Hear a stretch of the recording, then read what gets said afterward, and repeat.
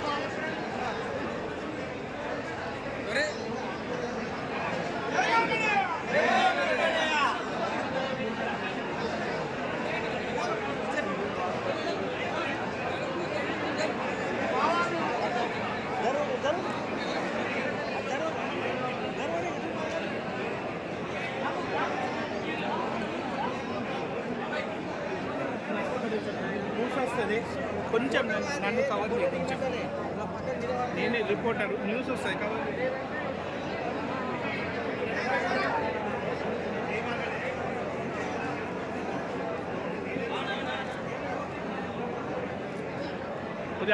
కొద్దిగా కొట్టే